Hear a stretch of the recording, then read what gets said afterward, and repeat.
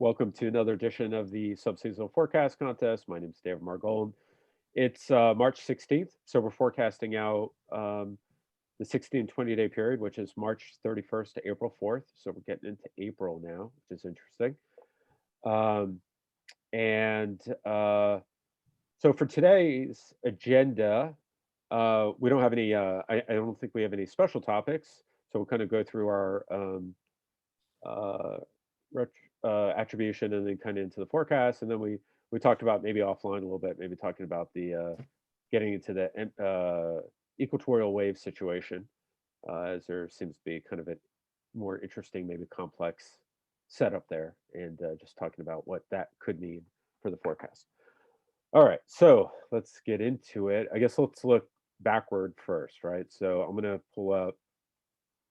This was the period that we have the most recent verification for. So this is forecast from February 23rd, verifying March 10th, March 14th. I sorted it already by performance or CRPS. So let's just go through the numbers real quick. Let me. I'm going to zoom in a little bit, but if it's too, if the font size is too small, let me know. Just trying to get it to fit. So the verification was 78 and a half HDDs.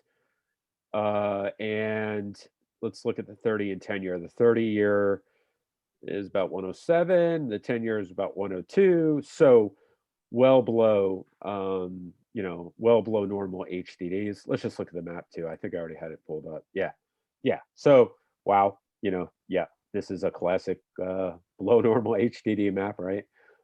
Warmth all across major population areas east of the Rockies. Some cold, in the Rockies in the Southwest, but of course, there's not enough gas demand out here or population to offset the extreme warmth or significant warmth anyway, in the eastern half of the country. I'm just curious where this ranked. Let's go. If we click on the WDD, we can see where it ranks. Let's sort this the other way. Is that not what I wanted? Where is it? Is it the bottom? No, okay, sorry. Yeah, here it is. So 62 out of 72. So almost like a top 10 warmest. Is that 10 or 11, something like that. So pretty warm, not record-breaking warmth, but warmth for that period for sure. All right, let's go back here. And I think, before we dive in, let's also look at a couple benchmarks that we look at. The EC and CFS, how were they? EC was 104, better than climatology, better than the 30 year, but not much. And then CFS, no, slightly worse than climatology. So let's look at the maps too, right? So let's look at the maps. Let's start with the 2 meter, since we already kind of looked at the temperature anomaly map.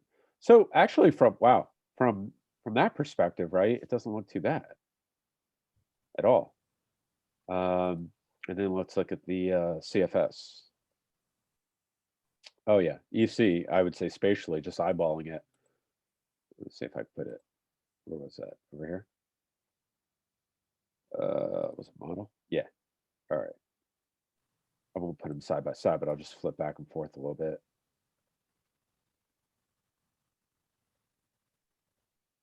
I mean, I think clearly the just eyeballing it, the EC did better spatially, like a spatial correlation kind of thing. It caught more of the cold in the west and more of the heat in the southeast. Or if anyone disagrees, jump in. But that's kind of. I think you're right with regards to where the warmth was, but I think the CFS did a little bit, like not much better, but a little bit better with the cold in the Southwest, because it seemed to think it would be centered more around the California region rather than the Pac Northwest region. Yeah, that's a good point. That's a good point. It's a good point.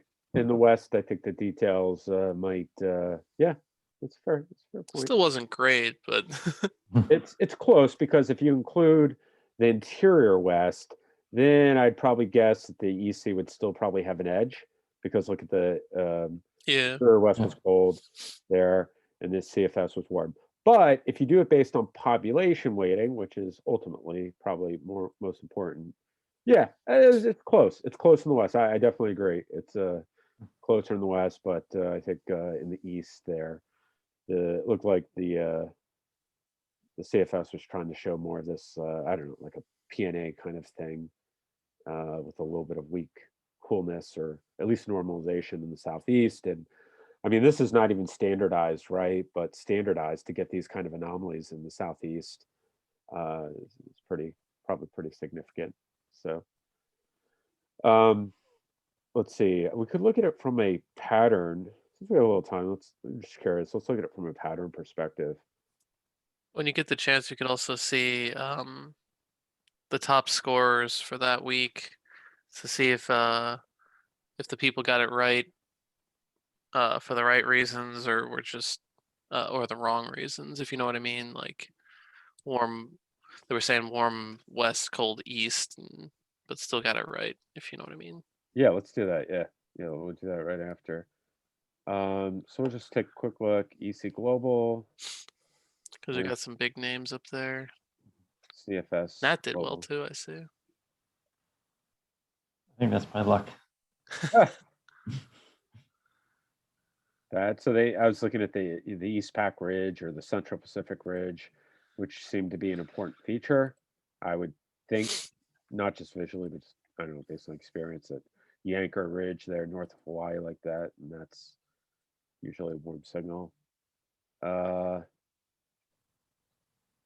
Yeah, I mean, from a pattern perspective, I mean, just eyeballing it, it's funny. So it seems like just a quick glance at this, it's like the EC got everything right.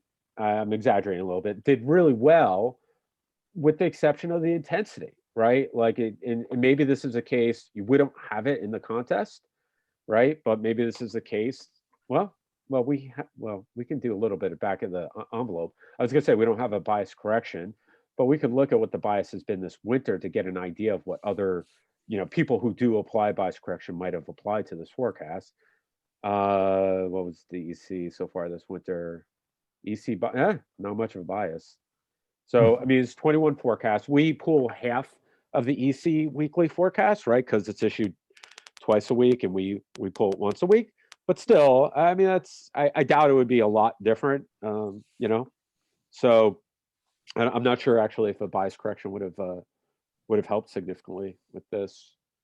So it's interesting. Anyone want to speculate? I don't know. Like, I guess the question is there a way to, in a situation where it seems like the EC got the 500 millibar, the jet stream pattern right, it got the surface temperature configuration generally right, but from a actual, in the wrong one, from a temperature standpoint, going back to the 15th where we were, here we are, it missed still by quite a bit, right? 78 versus, what was it? 104.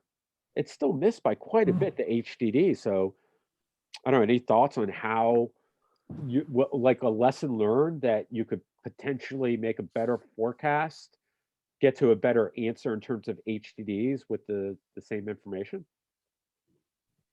Yeah.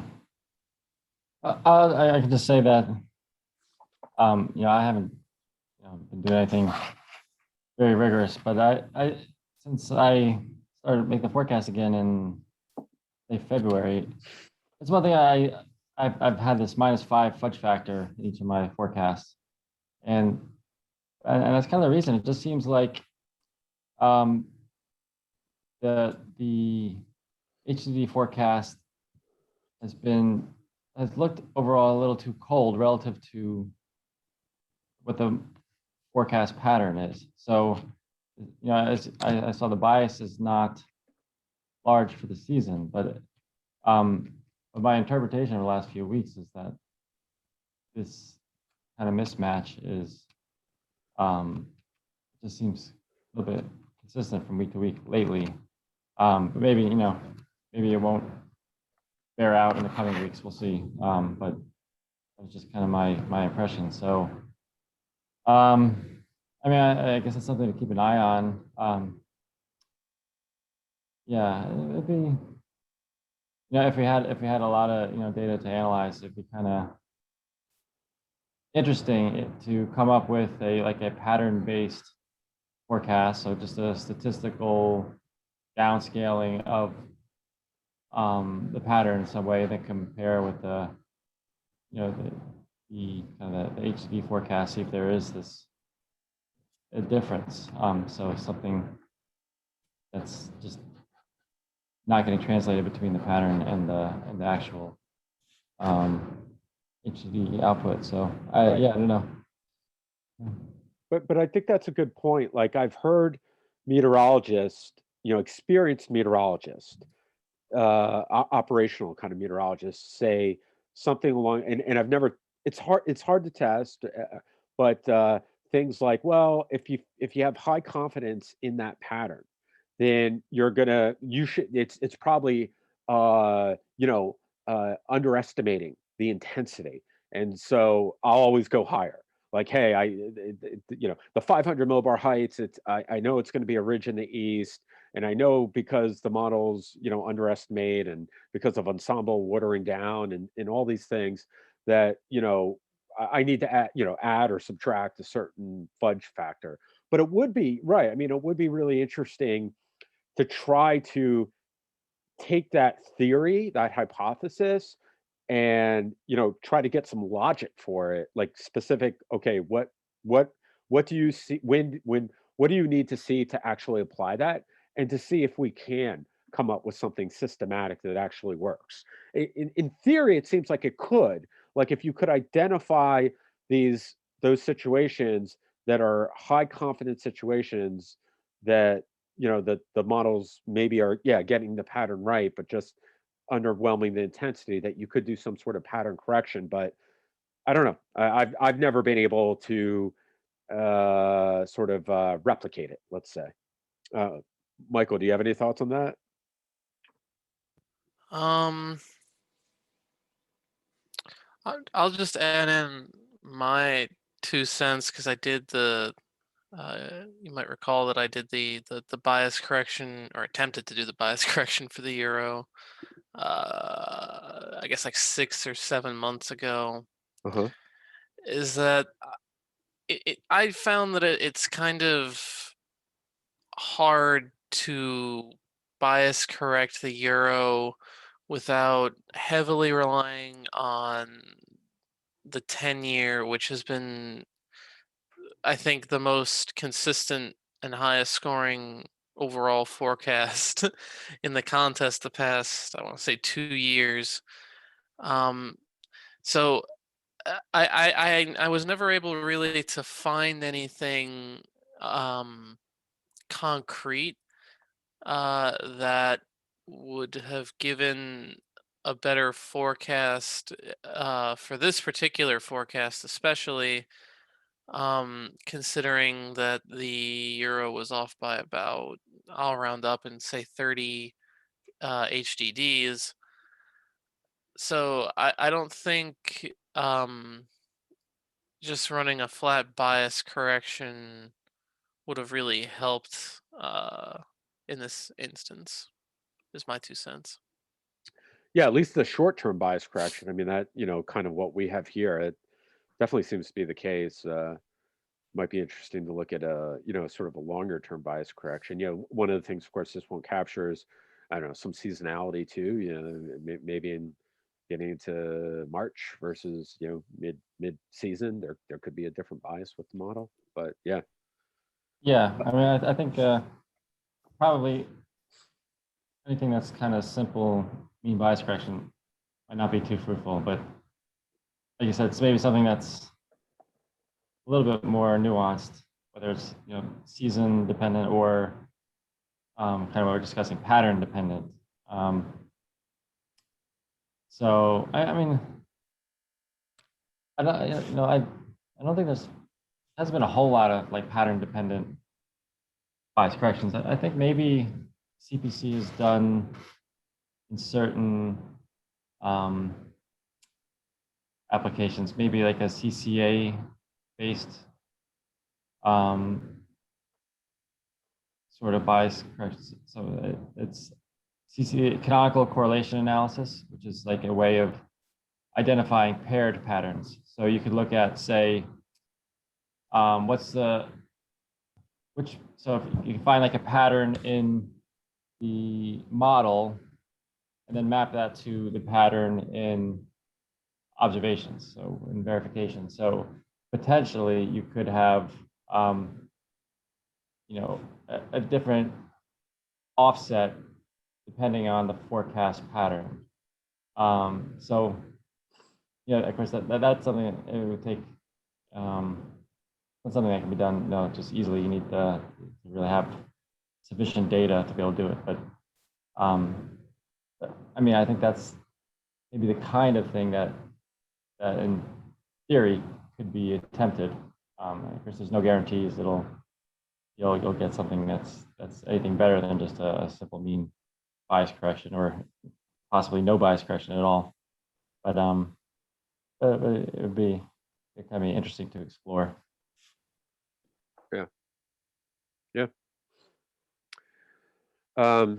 Yeah, and to Michael's point or comment earlier, just looking at what some of these other folks, how some of these other folks perform. So again, the verification was 78 and sorted. Paul, Dr. Roundy there did very well. Matt, Professor Decker, Michael. There's Michael. Nat, you guys did well. Maxar, Dave D'Arcangelo, Dr. Lupo. Hey, I did better than climatology, but not much. Let's see. And Matt, looks like Matt kind of went for some of the cooler ideas like me, which obviously did not work out. What did Matt say? Let's see what Matt's forecast map looked like. Oh, yeah. Yeah. Too cold. Was that? Yeah, I was going to say, yeah. Okay. So I guess he had some analogs there. Obviously just didn't come forward. And then looking at Paul Roundy, Paul talked about. All right, let's look at Paul's forecast map though. Yeah, it was pretty good. He missed the heat in the Midwest. Or obviously, if he had Midwest warmer, his forecast probably would have been even closer to verification. But overall, really good job there. See Matt Lanza, very good job. Wow, that's probably maybe as good as you can get in terms of the spatial, based on the map. Based on the regions we have, we don't have it perfectly matching. Professor Decker, nice forecast. Let's look at Nat. Oh, Nat, you may have reversed it by accident. Yeah, I definitely reversed. That was Okay. I think my first forecast back, and I screwed up. Yeah, But I know it's weird because of the HDDs. And then Michael, let's see, I skipped Michael. Yep, nice. Yeah, very nice, very nice, very nice. That's a really good one too. Yep, if not perfect. What did I do? Let's see what I was thinking there. Yeah, not great. Too much, obviously, way too warm. Two categories wrong in the West. Yeah. So, all right. Phew. And this was, let's just do one more thing. The 23rd. So where was the MJO? MJO was, I hate reading this thing. Wait, let's see. Do I have this up? I think I have this up. It's be easier to read. Whoops. Did not mean to go there. All right, let's see here. So February is green, right? Yeah. Yeah. Okay. So when we were making this forecast, geez, where is this? Oh, it was doing the weird, it was coming back. Now this is February 23rd when the forecast was issued, but of course there's a 2-day lag. So I don't know. It was somewhere out here though, right? It was somewhere out here. And then it did this. Yeah.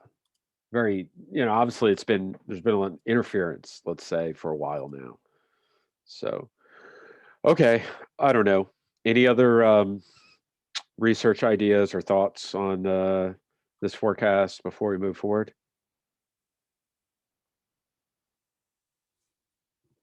Okay. Yeah. It always feels, is it me? These things always feel, I guess it's the life of, no one knows better probably than that, but the life of a research meteorologist, you always feel somewhat unfulfilled. It's like, you always feel like the answer's out there and it's just not quite within our reach or within our grasp. You know what I mean? Am I Yeah. the only one who feels that way? Okay. All right. So let's go to today's date. Today's 16th, right? Yeah. All right. So let's sort this by forecast HDDs. We're still doing HDDs. So, of course, these persistence numbers, which by the way, don't score well, but that's why we do it because, just like we talked about some rules of thumb from operational METs earlier, hey, that if you see a certain type of pattern, you kind of double down on the intensity. Well, there's certainly been different meteorologists over the years who have said, hey, persistence is a really good forecast metric and stuff like that. I'll say that in so far we have not seen that in our, there's different ways to skin a cat, so to speak, but it just looks like what ends up happening is, it looks good while the forecast is stable for a week or two. And then as soon as the forecast changes, case in point, like what we've seen over the last couple of weeks with the warm change, it just gets blown up. So like the 45-day and the 30-day is much higher, these persistence numbers, than everywhere else, and that's because, we're still coming out of that kind of cold period. So it's biased toward, February and stuff like that. But so just FYI, it has not scored well in case you're looking at it. But anyway, those metrics are high in the 90s or 80s and 90s. And then, so actually, interesting, some of the more recent persistence numbers are near the lowest. We've got some low 60s here, including Maxar, industry number one. Let's say 30 years, 78, and the 10 years, 74. And so if you use the 30-year as a benchmark, you can obviously see here most forecasts, with a couple exceptions, are warmer than the 30-year. All right. Looks like Nat, you made a forecast. Michael, did you make a forecast today? Yeah, Oh, I yeah, you're just there. I Yeah, do you want to? I don't know. Do you want to kick us off, Michael, and talk about your forecast? And if you want the screen, just let me know. sure, and I don't need the screen. Okay. It's a fairly straightforward forecast. So started off my usual way, blending the 10-year and the euro together, getting 72.04. Um, Lowered my value by 5 based on a very warm looking CPC forecast, and increased my value by 2 um, based on, yeah, you can see there, not a single area below average, especially with 70% with the north central region. Usually, that's probably where most of your HDDs are going to come from. Chicago also in the 70% above average, so not looking great for any of the colder forecasts if that verifies. Um, and then of course the teleconnections, lowered my value a little bit based on those. Not anything crazy there. Um, Well, that's the wrong one. but So the um there you the AO looks like it wants to maybe go negative. Um, it's not very strongly negative, so I'm not too inspired by that. Same thing with the NAO. Looks like it kind of wants to go negative, but not too strongly inspired by it. And the PNA is just kind of slightly positive to neutral, so nothing crazy coming from the teleconnections. So just kind of looking like kind of that the went with the CPC since they had the stronger signal. I'm guessing it probably is the La Nina signal or something. I didn't have time to actually read their discussion, um, but that's all I got.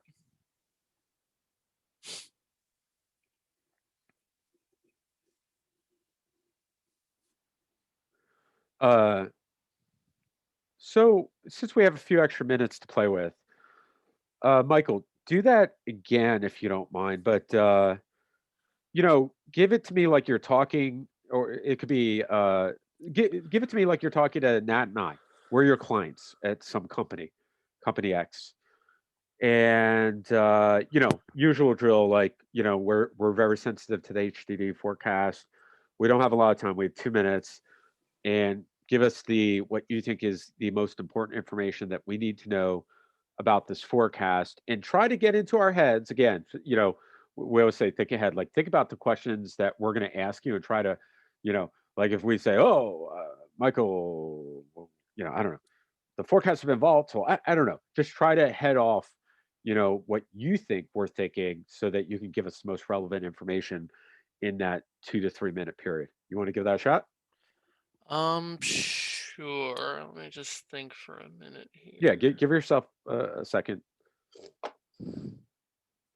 because now we're putting on our communication hat, right? You got 2 minutes to get out the information as succinctly as possible. Let me also just read the CPC forecast so that I know. Let's see, is it La Nina?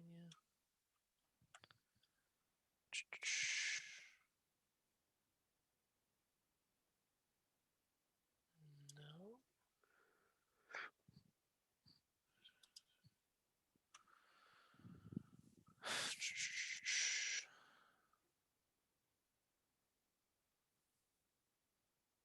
Circulation, conditions.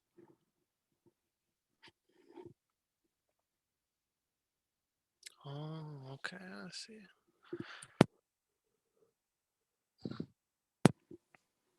They're saying it's from a positive EPO.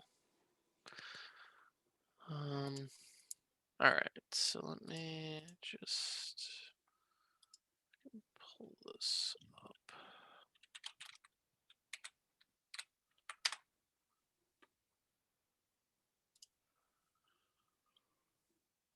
All right, let's get this show on the road, as they say. Okay, so morning, guys. My Hey, Mike. forecast for the March 31st to April 4th period was for 69 HDDs with an average spread of 15.8 HDDs. The main points here, it looks like it's going to be a warm one, so it might be even warmer than 69. So there are some risks to the warmer side there. Not many signal, no strong signal from the teleconnections, other than looks like there's going to be a positive EPO regime for this period, kind of making things a little bit warmer in the lower 48. Doesn't appear to be any strong MJO signals either, so just seems to be that the EPO is the main factor in this period. Any questions? I thought that was pretty good. A couple things maybe, but uh, Nat, did you have any thoughts? I don't want to hog. You're the client too. Yeah, sounded good. I guess my question is, so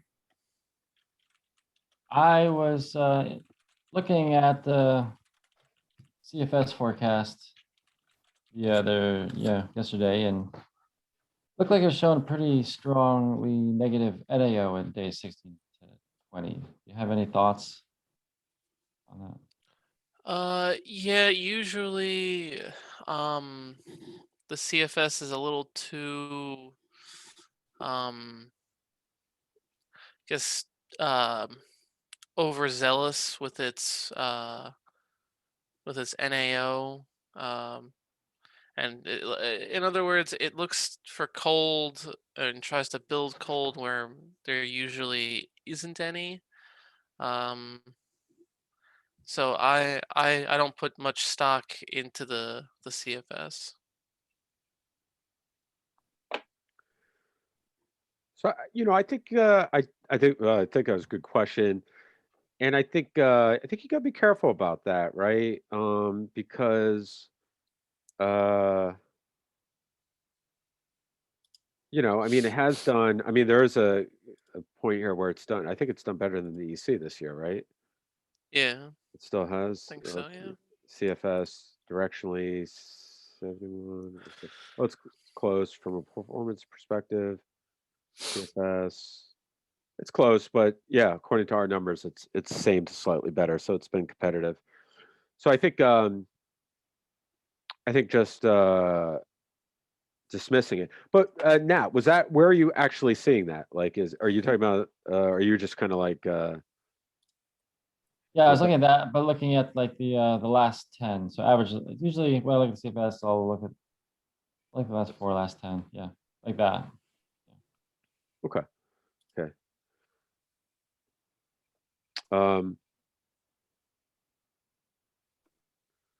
yeah, and you could, another way to answer that too, right? This is not really a very strong signal, right? At this point, Mhm. just thinking, Michael, you could say like, hey, it's something we need to monitor. At this point, it's not showing a full-fledged block.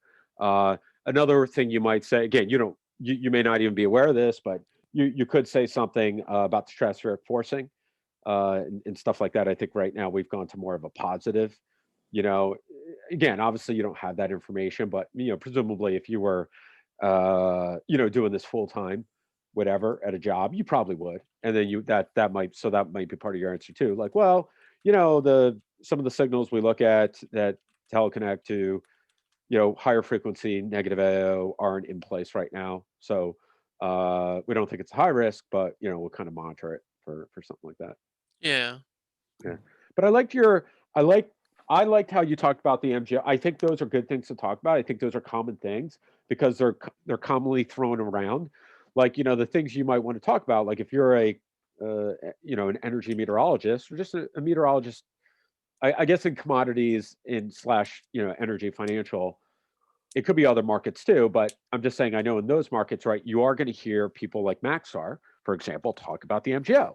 So if you're working for company X, they're going to say, hey, hey, Maxar said something about the MGO. Mike, what do you think? So I liked how you headed that off by saying, here's our view, right? My view is, the MGO is weak right now. It's not a strong signal. I thought that was very good. I think those are the questions that are going to come up, and you headed it off. So I also liked how you kept it short, and I liked how you kind of went into. I would say again, I'm being nitpicky because I think that's my job right here to be trying to help you out. Um, I would say EPO. I know what you're saying. The EPO is a driver, but the EPO like they may not know. There's a good chance they may not know what the EPO is. So you may have to Yeah. remind them. AO, I would say most, but like, you start getting into all these EPO, WPO. I would say, these are non-technical. There's going to be some, right? There's going to be some like really savvy, whatever, met techie, traders or whatever. But probably EPO is starting to get down there. So, if you're talking about the EPO, you may say, remind them, hey, when we talk about positive EPO, we're talking about a big, significant mid-latitude Pacific ridge, sort of which anchors typically a warm pattern. You may say something like that. And I think I liked. I think it's always good to talk about like your confidence and stuff a little bit. You brought it up, but like, what are the models in good agreement? Like sometimes that comes up a lot, right? Like, Hmm. so you didn't talk about the models. I think you could talk about the models and say, all right, you start off. Here's my forecast: 80 HDs, standard deviation 15.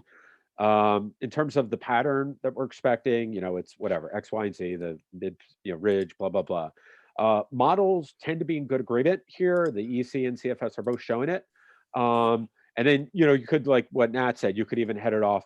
MGO doesn't look to be a significant signal in terms of other things that are sort of on my watch list. We're keeping an eye on the AO. The CFS has a little bit more of a negative AO at this point, but even the CFS is slightly negative, and the EC is not there yet. So that's something sort of on our watch list. And you just let them know there's things on the watch list, and that lets them know too that in case the market starts talking about negative AO, they're like, oh, well, yeah, Mike did mention that. Mike did mention that the CFS is a little bit more negative, and some people might be thinking cold pattern coming back or whatever.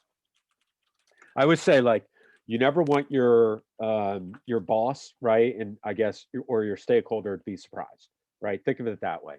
You want them to hear anything that could be relevant from you first, even if you think it's bullshit. If you think there's something that might move the market, you want them to hear it from you first. Like, I don't know, some crazy thing like, hey, sunspot cycle, people are going to talk about this winter. They're going to say it's going to be cold. I've done the research on it. I think it's bullshit, but this is like an R-rated podcast here. No, sorry for anyone under 17 is listening. No, but you want them to know that you're going to say, this is what the market might say about it. This is my view about it. Does that make sense? Yeah, that makes sense. All right, cool. All right, anything else there that you want to talk about, Michael? Actually, I thought it was interesting. I just took a look. I don't know if you looked or not, but the Okay. the 500 millibar patterns are kind of looking pretty night and day for the CFS and EC. All right, let's look. So here's the 4 last runs of the GF or CFS, and then I'll toggle over to the EC. I guess you mean especially over the North Atlantic? I was looking. I mean, maybe it looks worse on the forecast contest, but yeah, the CFS run is kind of different on the for Oh looking on the yeah, forecast. so okay, I'll pull up the 0Z. So we just do the 0Z. So let's see what the 0Z. So that's the 0Z. And we could do the global view if you'd rather, but this is the I mean, that's what I was looking at this one as well. I mean, the ridge goes all the way back up into Canada instead of being in in the smack dab in the middle of the country. The trough is kind of a little closer to the west coast, which I mean, if that kind of drifts a little bit further and you get that trough directly in to the west coast, maybe that ridge in builds a little closer to Alaska, and you start having some problems with the forecast on the CFS. But yeah, and you see it. I think this is a good point. In the sense that it's like Phillips joining. But uh I mean and now I want to give you a chance to talk about your forecast, but just to dive into mine for a second. I you know, I just when I think about confidence and when I think about it experientially, right? I don't have hard quantitative evidence, but I get nervous when I see situations like what we talked about just before the video started. We have certainly some evidence here based on what the Aussie government's talking about, and just based on, I guess, my interpretation, that there's some uh, conflict here, right, in equatorial waves, right, with the MJO and maybe these Rossby waves. There's interference going on, and that does make me concerned. And then we do have some uh, ways of quantifying this, not perfectly, but like we have our where was it? Yeah, this guy, our MJO input, which you can also see in the forecast contest. It's registering actually a slightly cool signal based on the current location of the MJO. 16 to 20 days out, um, and things like that. So I guess the long story short, uh, my point of this, Michael, is that I don't think the CFS should be discounted. Like, I think based on just what I see here, I think it is possible that the pattern does pull up a little bit, for lack of a better word. Let's go back to how this looks here, or the hemispheric was a nice way to look at it. Yeah, that it may not be quite as zonal, and if there's some weird tropical interaction here, and all of a sudden, if this trough obviously dips down, the ridge pulls up, you get a little bit more of a PNA flavor, and all of a sudden you might have some cool pockets that can dip into the northeast, like we've been seeing over the last few days, actually, as opposed to the European view, which says no, no, no, no. It's going to be much more of a kind of like a positive EPO. The trough doesn't get tucked under. This is a warmer look, right? You get more of a stronger jet stream blasting into the west, as opposed to ducking underneath into California, allowing the ridge to build back north and west. So that's why I didn't go. That's why I guess I'm on the cooler end of the forecast. When you look at my numbers, so that's just my 2 cents. But I don't know, Nat, do you want to jump in and talk about your view a little bit? Here, I'll go back. Yeah, I mean, my forecast is not. I mean, I just kind of maintain consistency with the last several forecasts since, um, didn't seem broken from what I could tell so far. So, so basically, I'm putting a lot of weight into the kind of trend signal, which is balance between the actual linear trend and the 10-year normal. So I consider that kind of a long-term warming. Putting a little less emphasis in the dynamical guidance, 20% EC, 10% CFS, giving some respect to the fact that they've been getting some, seems to be lately getting some facets of the large scale circulation, reasonable at these longer ranges. But again, as I mentioned, it seemed the HDD output is just a little bit too cool for given the pattern. So that's why I had that -5 fudge factor in there. So looking at the tropical signal, it wasn't clear to me what the signal is. I think they've mentioned there's some interesting things going on, but interpret how that's going to impact the forecast, not clear. So we have the kind of the waning La Nina signal, and at least the MJO projection onto the MJO phase space is fairly weak, but there are some interesting stuff going on in the tropics. So so basically, I figured my forecast leans warmer than average.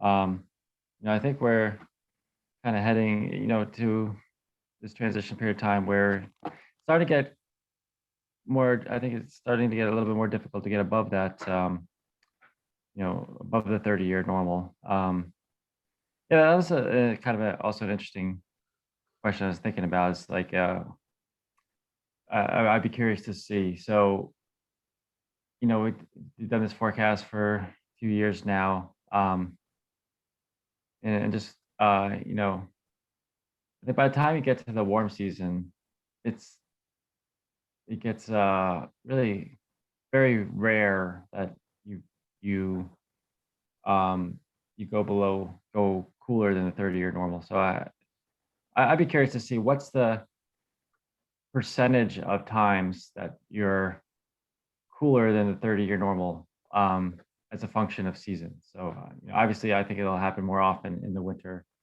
We're still winter, so it'll still happen. More. It'll still happen.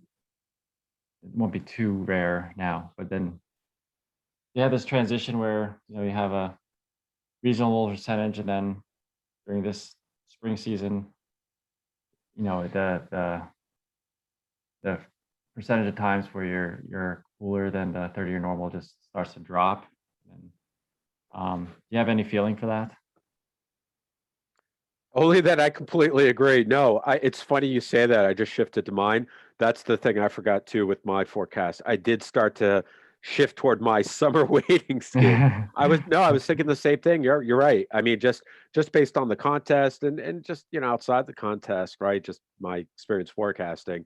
We know we've seen this so much, and we can look. We can do some see what this looks like. I mean, I think we can get a look. Directionally correct cooling season, right? So let's see. Yeah, I mean, I think this gives us an idea, right? Just looking at the normal 10-year, Mhm. right? So 81% of the time, it looks like you're assuming that, and I'm sure the 10-year is always hotter, higher CDDs. So it seemed like 81% of the time being higher than the Mhm. 30-year was correct since the start of this contest. And and looking at that, yeah, like how many metrics were better uh better than the 30-year? Yeah, I mean, there's I guess, or, I'm sorry, better than the 10-year. There's a few here. Nat, you're up there, but not too many when you look at the length of this. Um, yeah, it's definitely. Let's look at the last year. Directionally correct. Right, the 10-year, yeah, 82% also. So there, there were a few times where, obviously, but it's definitely a, you know, it's definitely a high threshold that, and that's we even talked about sort of like maybe shifting that a little bit. But hey, Nat, could I bring up one other question for you? Sure. I think this is a good one too. We'll definitely have to talk more about it as we get later into the season and stuff. I was going to ask you, we talked a little bit about the fact that we're seeing the interference with the MJO and the equatorial waves, and like even a group like the Aussie. I don't know if the CPC is talking about it, maybe, but certainly the Aussie government, we looked offline, was talking about it. And I just wanted to see, where's I'm not going. I don't want to go that. I don't want to go that. Yeah, I kind of want to go here. I want to pull up like the precipitation pattern. Well, actually, they mention it, right? So they mentioned that. So just humor me for a second, right? So um, we talked about how the MJO is, like been dawdling around phases 8-1. The Aussie government talked about how Northern Australia, has been seeing above normal precipitation, but not because of the MJO, they think, but because of the Rossby wave. And in fact, you can see why in part they're saying that. This is from the CPC. It's just looking at composites of precipitation based on the different phases in MJO. And when you look at phases kind of 8-1, you tend to expect drier conditions across Australia. Australia tends to be wetter, which is, I think this is probably intuitive, but tends to be wetter in phases 4, 5, and 6, in particular 5, when, the MJO is kind of moving across. So, again, they're saying, hey, the MJO, they don't think is the driving force for the above normal precipitation. They think it's some sort of combination, maybe La Nina equatorial wave. So I guess my question, Nat, is let's assume that that's like right. This, and let's assume that the equatorial wave is really like driving, at least regionally, some of the precipitation patterns here. Have you looked at, because I know you've looked a lot at, the relationship between MJO and, global patterns and such in North America. Is there, have you looked at, or are you aware of relationships beyond just maybe these local relationships, equatorial wave moving across Australia, lights up some precipitation there. Have you looked at how much equatorial waves can influence things globally, similar to the MJO does, and I guess specifically, North American patterns? No, I haven't looked at that. So that would be definitely would be interesting. Yeah, especially I think cases like this where that the non-MJO signal seems pretty strong. So I would expect that it could have non-negligible impact. So yeah, that's it's an interesting research question. I'm not sure how much others have looked into it, but I'm not aware of um, any any really thorough analysis of this. And if I could, let me ask you one other follow-up question on that, because I think this one you've looked into a little bit more. So, um, so okay, so then, I guess the two questions that come to mind for me are like, okay, if we have this equatorial wave that's influencing the pattern, at least regionally, and presumably it looks like it's having some sort of impact on the MJO index. A, yeah, what kind of pattern projects from these kind of constructive signals, if any, like if there's any non-noisy signals. And two, and this is really my question, how well do the models handle this? And I think you've looked into this part, or at least remind me, or maybe you've seen research, but that like when there's better predictive skill in that medium range when you have maybe like a uniform or progressive MJO signal versus a situation where maybe the MJO is either weak, or a situation like here where it's maybe the MJO is not weak, but there's a lot of interference and it effectively looks weak in the RMM. And if that's the case, would this be a situation? I didn't think about it when I was putting together my forecast, but is this a situation where you might expect, at least as a function of the MJO signal, less predictive skill, lower confidence in the medium range period? Yeah, I mean, I think that's right. I think, yeah, I think it's I think it is a situation where the yeah, models are going to have trouble handling this kind of interference, and I would believe that it would potentially add to the uncertainty of the forecast. So, yeah, no, I think that's a good point. Okay, I know we're out of time, but like, yeah. So anyway, we can make a note of that, right? So we'll see how this thing kind of plays out. Obviously, it's one forecast, but it'll be just interesting to see, in particular from like a jet stream pattern, just to see how well the models resolve this situation, and to see if if there is a little bit more maybe chaos or model shifting around than might otherwise be expected based on what the CFS and EEC are showing today. Cool. Yeah, sounds good. All right. Well, I'll let everyone go because I know it's been an hour. Sorry, Philip. I know we didn't get more time with you. Was there anything you wanted to interject here before we let everyone go? Nothing in particular, other than the fact I noticed that the CPC also mentioned that they didn't really take the MJO much into account, which I thought was interesting, and that might be a reason why my forecast is so cold compared to everyone else, because I have a 20% weighting of the tropical signal, which is basically the MJO signal this week. Yeah. Interesting. Well, let's hope great minds think alike, Philip. I did throw in a minus 1.5 HDD fudge factor because I thought my value was probably too close to the 30-year, but we'll see how that plays out. I think that's really interesting, right? I mean, that's another one of those topics definitely to come back to.